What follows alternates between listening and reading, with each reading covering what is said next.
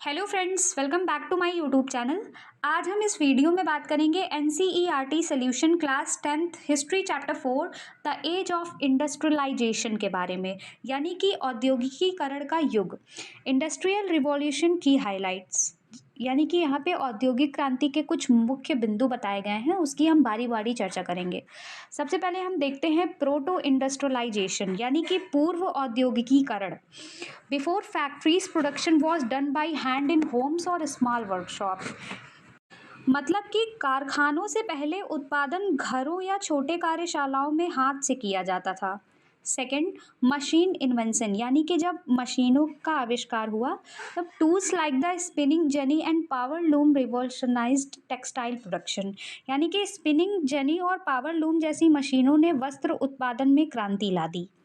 Third, rise of factories in Britain, यानी कि जब ब्रिटेन में कारखानों का उदय हुआ तब started with cotton industries, later expanded to iron and steel sectors.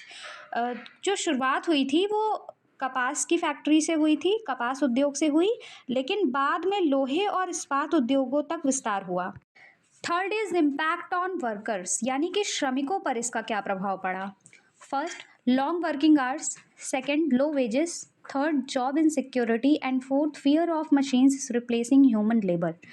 मतलब कि इसमें लंबे काम के घंटे, कम मजदूरी और रोजगार की असुरक्षा और मशीनों द्वारा मानव श्रम के स्थान पर काम किए जाने का डर, ये सारी चीज़ें प्रभावित हुई थी। ठीक है।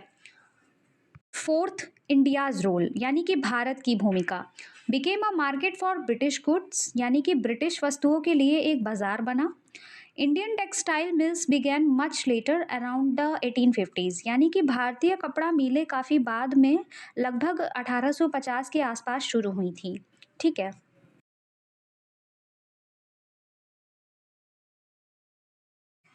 इंडस्ट्रियलाइजेशन की टर्म्स, यानी कि औद्योगिकरण के प्रमुख शब्द यहाँ कुछ दिए गए हैं, इसकी हम बारी बारी चर्चा करेंगे। सबसे पहले हम बात करते हैं गिल्ड की। अ ग्रुप ऑफ क्राफ्ट्समैन और merchants in the same trade who work together to protect their interest and maintain quality standards, यानी कि एक ही पेशे के कारीगर या फिर व्यापारी का समूह जो अपने हितों की रक्षा करता है और गुणवत्ता के मानकों को बनाए रखता है, उसे हम गिल्ड कहते हैं।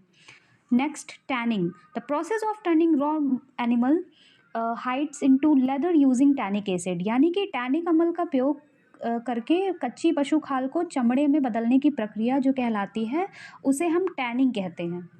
नेक्स्ट, फूड प्रोसेसिंग, यानी कि खाद्य प्रसंस्करण। Techniques like chopping and mixing use to make products such as jam and juice, यानी कि काटने और मिलाने जैसी तकनीकें जिनका उपयोग जैम या फिर जूस जैसे उत्पाद बनाने में किया जाता है, उसे हम फूड प्रोसेसिंग यानी कि खाद्य प्रसंस्करण कहते हैं।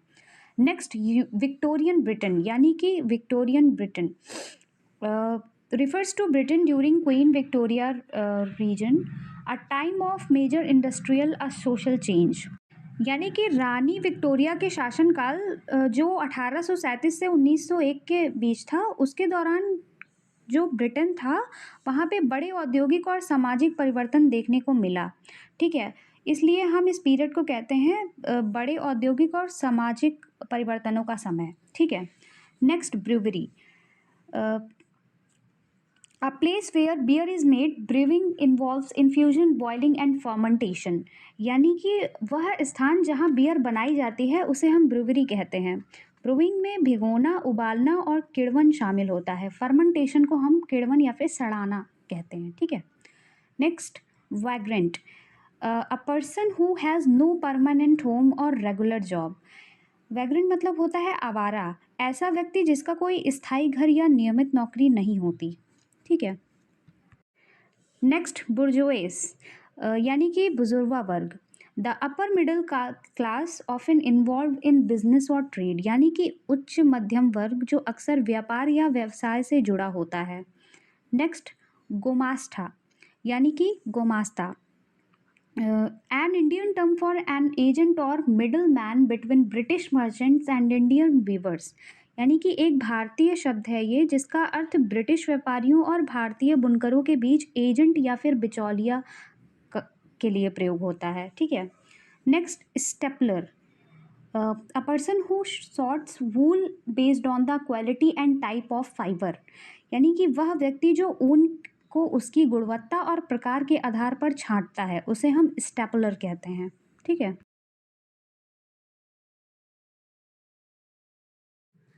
अब बात करते हैं व्हाट इज इंडस्ट्रियलाइजेशन, यानी कि औद्योगिकरण क्या है। Industrialisation means producing goods using machines in factories instead of handmade methods, यानी कि औद्योगिकरण का अर्थ है हाथ से बनाए जाने वाले तरीकों के बजाय कारखानों में मशीनों का उपयोग करके वस्तुओं का उत्पादन करना। अब बात करते हैं की फीचर्स ऑफ इंडस्ट्रियलाइजेशन, यानी कि औद्योगिकरण की प्रमुख विशेषताएं क्या क्या हैं। This is a very important for your board examination, इसलिए ध्यान से इसको सुनिएगा। First, shift from handmade goods to machine made goods, यानी कि हाथ से बने सामान से मशीनों द्वारा बनाए गए सामान की ओर बदलाव।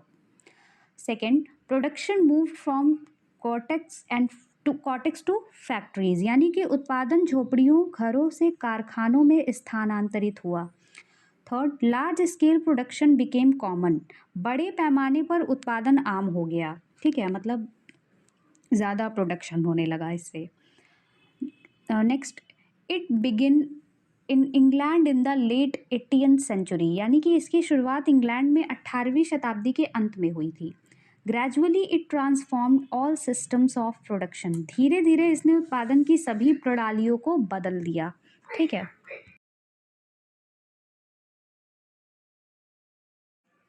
अब बात करते हैं proto industrialisation before the industrial revolution.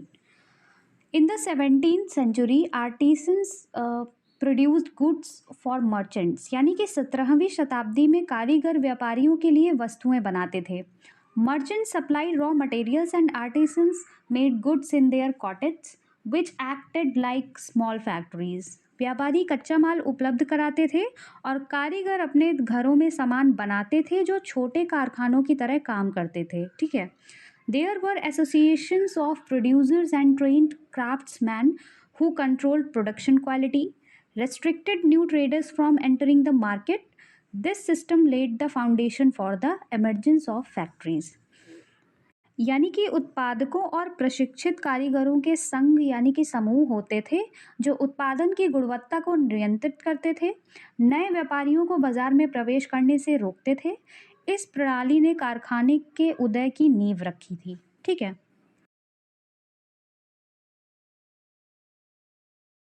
अब बात करते हैं पेस ऑफ इंडस्ट्रियल चेंज, यानी कि औद्योगिक परिवर्तन की गति।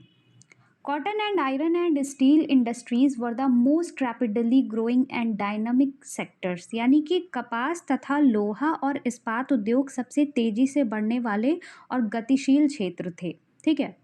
Traditional industries were not easily replaced by new ones, पारंपरिक उद्योगों को नए उद्योगों द्वारा आसानी से प्रतिस्थापित नहीं किया जा सका। Next, technological progress was slow and gradual, यानी कि तकनीक की प्रगति धीमी और क्रमिक थी। Even though James Watt invented the steam engine, it had no buyers for many years, यानी कि यद्यपि जेम्स वाट ने भाप इंजन का आविष्कार किया था, फिर भी कई वर्षों तक इसके कोई खरीदार नहीं थे। New technologies took time to be accepted and adopted, नई तकनीकों को स्वीकार किए जाने और अपनाए जाने में काफ़ी समय लगा। ठीक है। अब बात करते हैं hand labour versus steam power in Victorian Britain, यानी कि विक्टोरियन ब्रिटेन में हस्त श्रम बनाम भाप शक्ति। No shortage of human labour, plenty of workers were available, यानी कि मानव श्रम की कोई कमी नहीं थी, बहुत से मजदूर उपलब्ध थे वहाँ पे। ठीक है। Many industries has seasonal demand for labour, कई उद्योगों में श्रम की मांग मौसमी होती थी, यानी कि सीजनल होती थी। ठीक है। Some products could only be made by hand not machines, यानी कि कुछ उत्पाद जो थे वो केवल हाथ से ही बनाए जा सकते थे, मशीनों से नहीं बनाए जा सकते थे। ठीक है। There was a high demand for intricate designs which required skilled handwork, जटिल डिज़ाइनों की अधिक मांग थी जिनके लिए कुशल हस्तकला की आवश्यकता होती थी। The upper classes preferred handmade goods for their uniqueness and quality, यानी कि उच्च वर्ग उनकी विशिष्टता और गुणवत्ता के कारण हस्त निर्मित वस्तुओं को अधिक पसंद करते थे। Next, life of the worker, यानी कि श्रमिकों का जीवन कैसा था। Too many workers mean low wages and poor working conditions, यानी कि बहुत अधिक श्रमिक होने के कारण मजदूरी कम थी और काम करने की परिस्थितियां खराब थीं। Jobs were seasonal, so worker did not have stable employment, नौकरियां मौसमी थीं, इसलिए श्रमिकों को स्थायी रोजगार नहीं मिल पाता था। Fear of unemployment made workers resist new machines and technology, यानी कि बेरोजगारी के डर ने श्रमिकों को नई मशीनों और तकनीकी का विरोध करने पर मजबूर कर दिया। Women workers protested against the spinning jenny fearing job loss, यानी कि महिला श्रमिकों ने स्पिनिंग जेनी के खिलाफ विरोध किया क्योंकि उन्हें नौकरी जाने का डर था। The introduction of railways created new job opportunities and improved mobility, यानी कि रेलवे की शुरुआत से नए रोजगार के अवसर पैदा हुए और लोगों की आवाजाही में सुधार हुआ। ठीक है,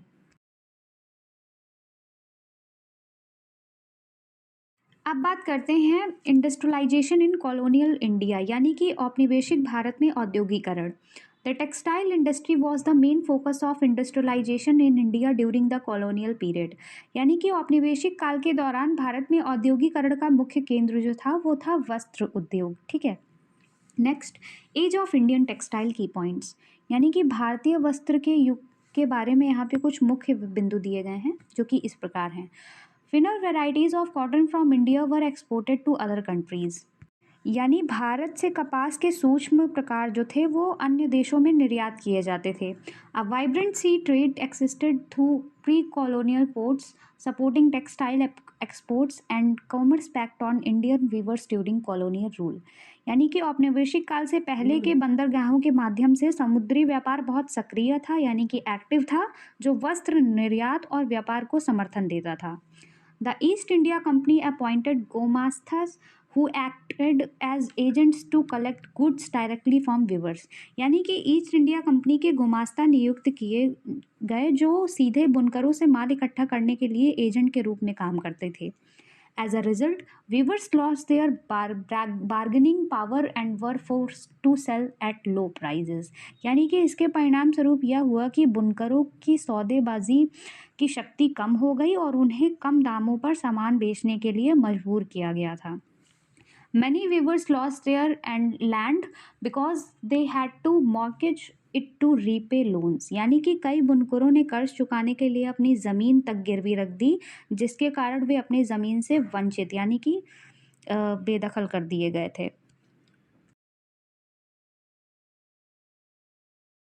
अब हम बात करेंगे गुमास्ता के रोल और इम्पैक्ट के बारे में, यानी कि गुमास्ता की भूमिका क्या थी और उसका प्रभाव क्या पड़ा।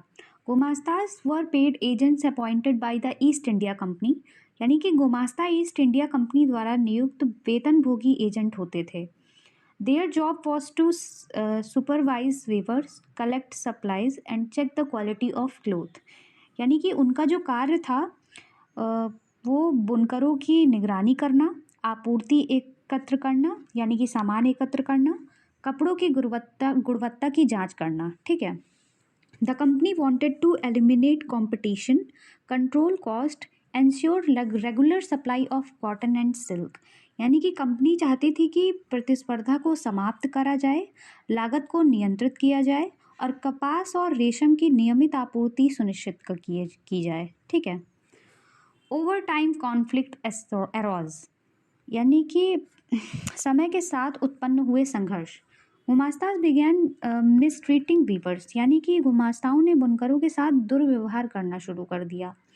दे forced weavers to sell only to the company, blocking other buyers, impact on weavers and cotton trade during colonial rule, यानी कि उन्होंने बुनकरों को केवल कंपनी को ही माल बेचने के लिए मजबूर किया और अन्य खरीदारों को रोक दिया था। ठीक है, when orders were placed weaver received loans to buy raw materials, यानी कि जब ऑर्डर दिए जाते थे तब बुनकरों को कच्चा माल खरीदने के लिए ऋण दिया जाता था। ठीक है, तो Those who accepted loans were forced to hand over their clothes only to गुमास्ताज, यानी कि जिन लोगों ने ऋण स्वीकार किया था उन्हें अपना कपड़ा केवल गुमास्ताओं को ही सौंपने के लिए मजबूर किया गया था। ठीक है।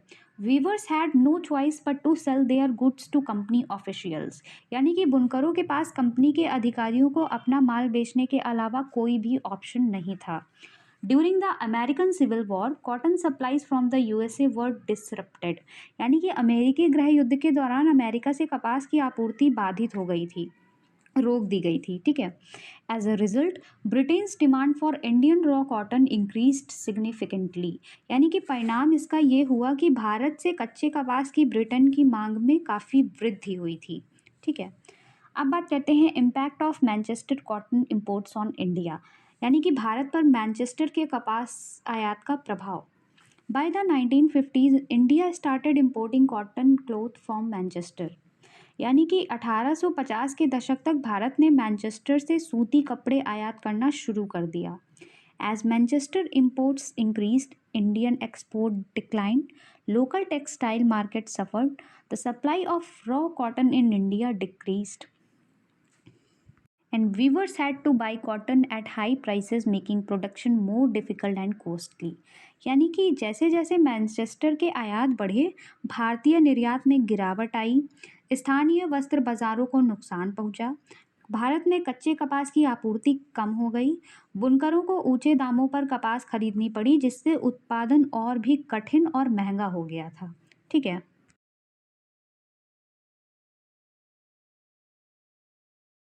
अब बात करते हैं इंडस्ट्रियल डेवलपमेंट इन इंडिया, यानी कि भारत में औद्योगिक विकास। Industries were establish in various region across India, यानी कि भारत के विभिन्न क्षेत्रों में औद्योगिक स्थापित किए गए। The first cotton mill was set up in Bombay in 1854, यानी कि जो पहली सूती मिल थी वो 1854 में बम्बई में स्थापित की गई थी। तो आपके बोर्ड एग्जामिनेशन में ये क्वेश्चन बन सकता है कि भारत की सबसे पहले सूती मिल कहाँ और कब स्थापित की गई थी, तो इसका आंसर हो जाएगा 1854 इन बॉम्बे। ठीक है। Next, the first jute mill was establish in Bengal in 1855, यानी कि पहली जूट मिल जो थी वो 1855 में बंगाल में स्थापित की गई थी। तो इससे भी आपके बोर्ड एग्जामिनेशन में एक एमसीक्यू क्वेश्चन बन सकता है कि भारत की जूट मिल सबसे पहले कहाँ और कब स्थापित की गई थी, तो इसका आंसर हो जाएगा 1855 in Bengal. Next, during the 1830s 1840s, Dwarkanath Tagore founded 6 joint stock companies in Bengal, यानी कि 1830 से 1840 के दशकों में द्वारका नाथ टैगोर ने बंगाल में 6 संयुक्त स्टॉक कंपनियां स्थापित की थी। तो इससे भी एक क्वेश्चन आ सकता है कि 6 संयुक्त स्टॉक कंपनियां किसने स्थापित की थी बंगाल में, तो इसका आंसर होगा द्वारका नाथ टैगोर। ठीक है। Capital for industries came from other trade networks not just local sources, यानी कि उद्योगों के लिए पूंजी अन्य व्यापारिक नेटवर्कों से आई, केवल स्थानीय स्रोतों से नहीं आई थी। ठीक है।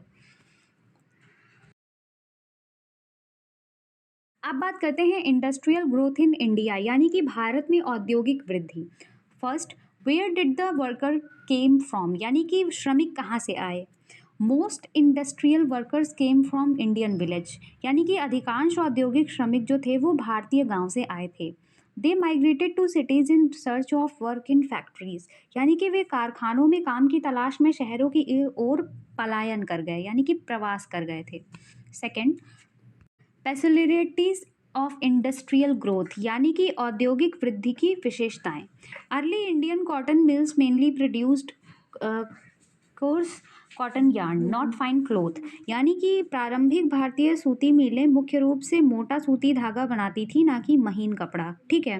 During the first world war imports from Manchester declined, यानी कि प्रथम विश्व युद्ध के दौरान मैनचेस्टर से आयात में कमी आई और Indian factories began producing goods to meet war demands boosting local industry, यानी कि युद्धों की मांगों को पूरा करने के लिए भारतीय कारखानों ने वस्तुओं का उत्पादन शुरू कर दिया जिससे स्थानीय उद्योग को बढ़ावा मिला था। Third, small scale industries dominated, यानी कि लघु उद्योगों का प्रभुत्व। Most industries were located in Bengal and Bombay, यानी कि अधिकांश उद्योग जो थे वो बंगाल और बम्बई में स्थित थे। Only a small portion of industrial labour worked in large factories, यानी कि औद्योगिक श्रमिकों का केवल एक छोटा हिस्सा बड़े कारखानों में काम करता था। The use of the fly shuttle, जिसे हम वीविंग टूल भी कहते हैं, इंक्रीज्ड हैंडीक्राफ्ट प्रोडक्शन, यानी कि फ्लाई शटल के उपयोग से हस्तशिल्प उत्पादन में वृद्धि हुई थी। फ्लाई शटल को हम लोग बुनाई का उपकरण कहते हैं, ठीक है। अब बात करते हैं markets for goods, role of advertisement, यानी कि वस्तुओं के बाजार में विज्ञापनों की क्या भूमिका थी। Advertisement help create new consumers and spread awareness about products, यानी कि विज्ञापनों ने नए उपभोक्ता बनाने और उत्पादों के बारे में जागरूकता फैलाने में काफ़ी मदद की थी। British cloth in India, Bharat में ब्रिटिश कपड़ा। Manchester industrialist used label on cloth bundles, यानी कि मैनचेस्टर के जो उद्योगपति थे उन्होंने कपड़ों के गड्ढों पर अपना लेबल का उपयोग किया था। Labels showed made in Manchester to build trust among Indian buyers, यानी कि लेबलों पर मेड इन मैनचेस्टर लिखा होता था ताकि भारतीय खरीदारों में विश्वास पैदा किया जा सके। Labels included images of Indian gods like Krishna and Saraswati to make foreign goods feel familiar. यानी कि विदेशी वस्तुओं को परिचित बनाने के लिए लेबलों पर भगवान कृष्ण और माता सरस्वती जैसे भारतीय देवी देवताओं की तस्वीरें भी शामिल की जाती थीं। नेक्स्ट, प्रमोशनल टूल्स, यानी कि प्रचार के साधन। Manufacturer printed calendars with product images for popularise their goods, यानी कि निर्माता अपने उत्पादों को लोकप्रिय बनाने के लिए वस्तुओं की तस्वीरें वाले कैलेंडर छपवाते थे। Next, Indian advertisement and nationalism, यानी कि भारतीय विज्ञापन और राष्ट्रवाद। Indian manufacturers used ads with a nationalist message, यानी कि भारतीय निर्माताओं ने विज्ञापनों का उपयोग राष्ट्रवादी संदेश फैलाने के लिए किया था। Slogans like if you care for the nation by Indian products promoted स्वदेशी, यानी कि यदि आप देश की परवाह करते हैं तो भारतीय वस्तुएं खरीदें। इस तरह के नारे स्वदेशी को बढ़ावा देते थे, ठीक है। Ads became a tool to spread the idea of economic independence, विज्ञापन आर्थिक स्वतंत्रता के विचार को फैलाने का एक माध्यम बन गया। तो आपके बोर्ड एग्जामिनेशन में ऐसे भी क्वेश्चन आ सकता है कि वस्तुओं के बाजार में विज्ञापनों की क्या भूमिका थी, तो आप इसी तरह आंसर पॉइंट टू पॉइंट लिखिएगा तो आपको फुल मार्क्स मिलेंगे। आई होप आपको ये वीडियो समझ में आई होगी। अगर आपको ये वीडियो यूज़फुल लगी हो तो प्लीज़ लाइक करिए, शेयर करिए और subscribe to my YouTube channel for more update. Telegram channel को भी फॉलो कर लीजिए क्योंकि वहाँ पे आपके लिए MCQ क्वेश्चंस होते हैं जो बोर्ड एग्ज़ाम में काफ़ी इंपॉर्टेंट होते हैं और एक्सपेक्टेड होते हैं, ठीक है। Thank you.